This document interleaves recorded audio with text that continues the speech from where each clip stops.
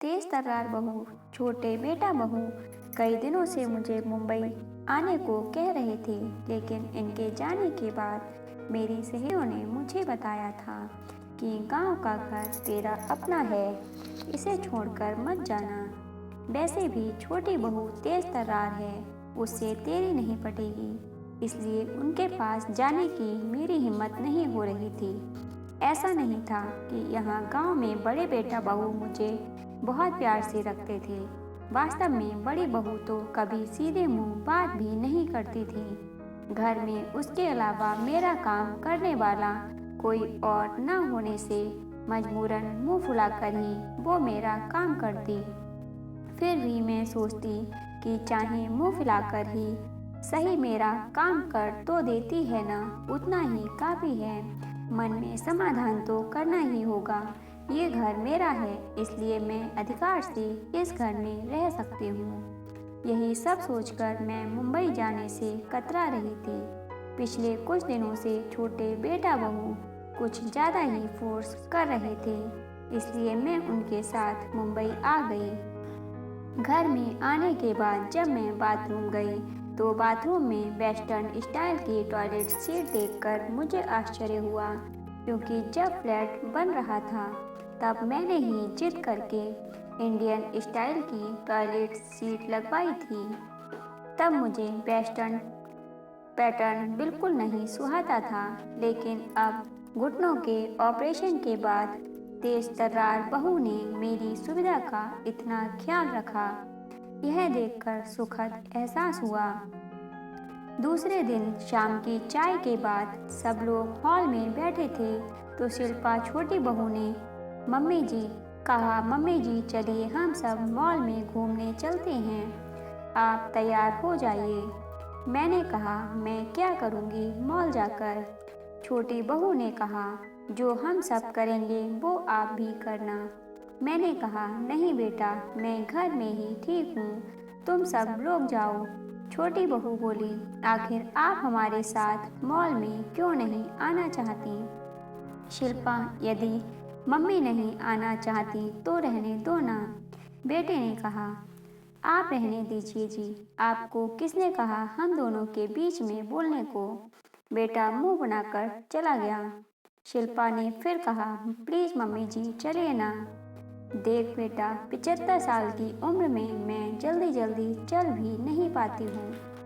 तुम में से किसी को मेरा हाथ पकड़ना पड़ेगा, मेरी वजह से तुम लोगों को भी धीरे धीरे चलना पड़ेगा।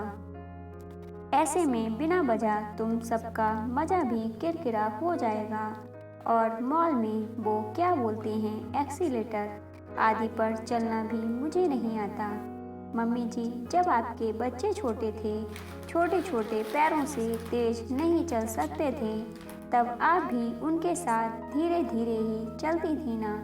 बच्चे तेज नहीं चल सकते, इसलिए क्या आप उन्हें घर में छोड़कर अकेले घूमने जाती थी? नहीं ना। अब हम बच्चों की बारी है, आपके साथ हम भी धीरे धीरे चलेंगे। आखिरकार घर में बैठे बैठे आप भी तो बोर हो जाती होंगी। रहा सवाल एक्सीलेटर का, तो मैं हूँ ना, आप बस तैयार हो जाइए, मुझे अभी बहुत काम करने हैं, अब ज़्यादा खुशामद मत करवाइए।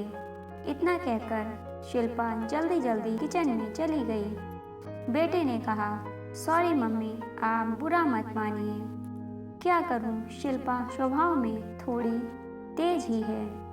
आजकल तो उसकी जुबान कुछ ज़्यादा ही कड़वी हो गई है। बहू की प्यार भरी डांट से मेरी आंखें भीग गईं। मैंने कहा बेटा, मीठा बोलने वाले तो बहुत देखे हैं, लेकिन शिल्पा के तेज स्वभाव में भी एक अपनापन है। मैं सालों से इसी अपनेपन के लिए तरस रही थी। जाकर तू भी तैयार हो जा, नहीं तो तुझे भी डांट खानी पड़ेगी। मॉल में जाने पर मैंने देखा कि ग्राउंड फ्लोर पर तो ज़्यादा कुछ है ही नहीं, ऊपर ही जाना पड़ेगा। बहू रानी जिद करके मुझे मॉल में ले तो आई, लेकिन अब मैं एक्सीलेटर से ऊपर कैसे जाऊंगी? सब मुझे देखकर हंसेंगे। ये सब सोच सोच कर मैं परेशान हो रही थी। इतने में शिल्पा बोली मम्मी जी, हम यहाँ 5 मिनट एक्सीलेटर के पास खड़े रहते हैं। आप आते जाते लोगों को ध्यान से देखिए। वे कैसे पहली सीढ़ी पर पैर रखते हैं, कैसे बिंदास होकर एक्सीलेटर पर चलते हैं, जैसे कि घर की सीढ़ियाँ चल रही हों। सब अच्छे से देखिए ताकि आपकी घबराहट कम हो। मैं आने जाने वालों को अच्छे से देखने लगी। मुझे किसी के भी चेहरे पर थोड़ा सा भी डर नहीं दिखा। ये सब देखकर मेरा डर भी कुछ कम हुआ। शिल्पा ने कहा, मैं आपका हाथ पकड़ कर रखूंगी। आप बिल्कुल ना घबराते हुए मेरा हाथ पकड़ कर रखिए। चलिए, क्या अब आप एक्सीलेटर पर चलने को तैयार हैं? हाँ ठीक है, ऐसा कहकर मैंने शिल्पा का हाथ कसकर पकड़ लिया। उस वक्त मुझे ऐसा लगा जैसे मैं एक बच्ची हूँ और वो मेरी माँ, जो अपने बच्चे का हाथ पकड़कर उसे एक्सीलेटर पर चलना सिखा रही है। जैसे ही हमने पहली सीढ़ी पर पैर रखा, मेरा बैलेंस थोड़ा सा बिगड़ा, लेकिन शिल्पा का हाथ पकड़े हुए होने से जल्दी ही मैं संभल गई। मैं कुछ सोचती उसके पहले ही हम लोग ऊपर पहुंच गए। जब भी मैं पिक्चरों में एक्सीलेटर देखती, तब हमेशा सोचती थी कि काश क्या मैं भी कभी ऐसी सीढ़ियों पर चढ़ पाऊंगी। मुझ बुढ़िया को कौन ले जाएगा मॉल आदि में, मेरे साथ धीरे धीरे कौन चलेगा आदि। आज मेरी तेज तर्रार बहू ने मेरा सपना पूरा कर दिया। मैं मन ही मन ईश्वर से प्रार्थना करने लगी कि काश ऐसी तेज तर्रार बहू ईश्वर सबको दे। दोस्तों, आज की ये कहानी आपको कैसी लगी कमेंट बॉक्स में ज़रूर बताइएगा। अच्छी लगी हो तो लाइक और शेयर कीजिएगा। ऐसी ही अन्य कहानियों को सुनने के लिए चैनल को सब्सक्राइब कर लीजिएगा।